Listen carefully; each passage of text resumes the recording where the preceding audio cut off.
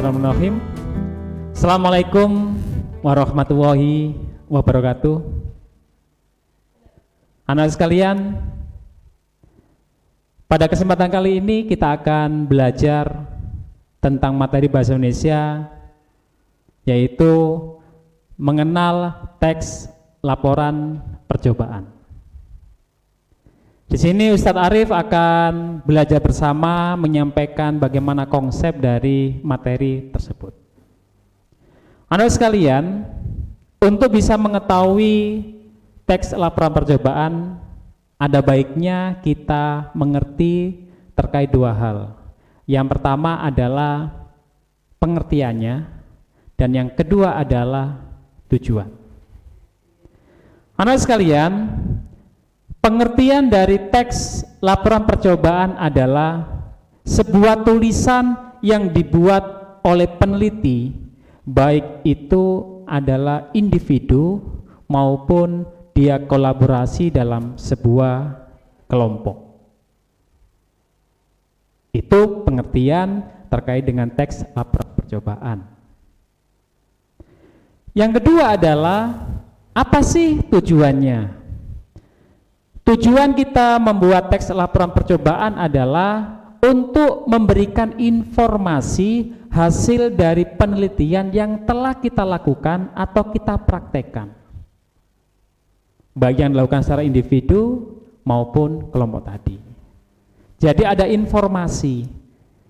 Maka penekanannya adalah ketika nanti kita membuat teks laporan percobaan, maka harus berisi informasi-informasi, tahapan-tahapan yang detail, yang jelas, sehingga orang yang membaca laporan kita itu bisa mengerti dan paham, sehingga dia di rumah atau dia di sekolah bisa mempraktekkan dengan baik. Anak-anakku sekalian, yang kedua adalah langkah-langkah. Ada 5 langkah yang perlu dilakukan ketika kita membuat teks laporan percobaan. Yang pertama adalah tujuan. Yang kedua adalah alat dan bahan. Sedangkan yang ketiga adalah langkah-langkah. Yang keempat adalah hasil percobaan. Dan yang terakhir adalah simpulan. Anak sekalian, tahapan yang pertama adalah tujuan. Di sini adalah kita harus menyampaikan kepada pembaca apa tujuan yang kita ingin lakukan dari percobaan yang kita praktekkan tersebut.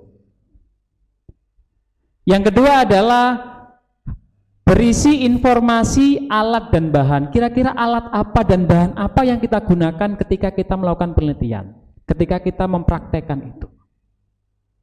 Semua harus kita cantumkan sehingga berisi informasi-informasi yang bisa dipahami oleh pembaca.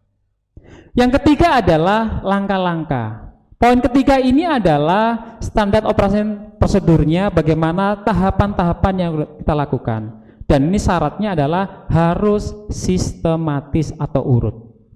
Yang pertama apa, yang kedua apa, yang ketiga dan seterusnya. Sehingga apa? Supaya orang yang membaca laporan kita paham dan mengerti. Terutama adalah dia bisa mempraktekkan kalau dia ingin melakukan sendiri di rumah. Yang keempat adalah hasil percobaan. Ini sangat penting sekali. Kira-kira hasilnya bagaimana? Apakah boleh hasil percobaan itu kita ketika nggak berhasil kita sampaikan? Silakan.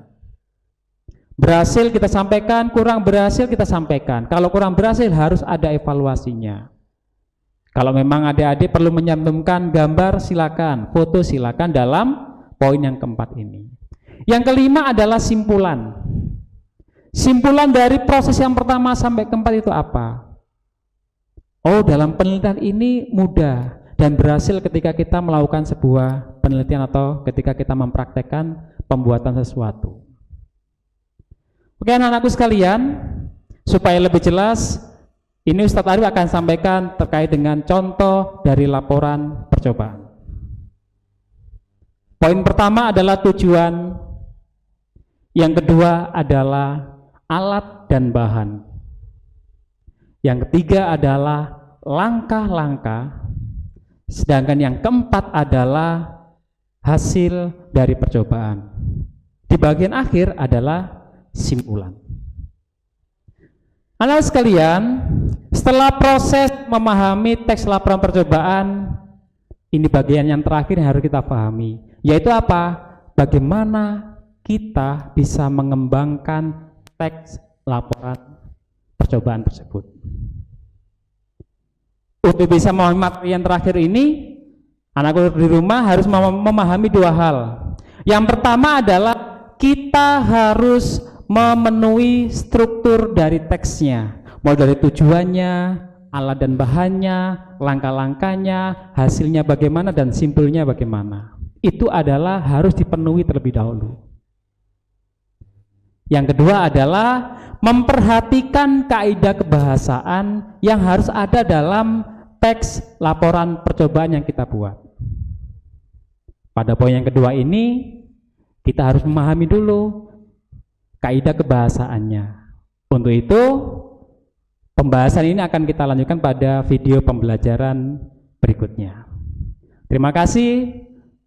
Assalamualaikum warahmatullahi wabarakatuh.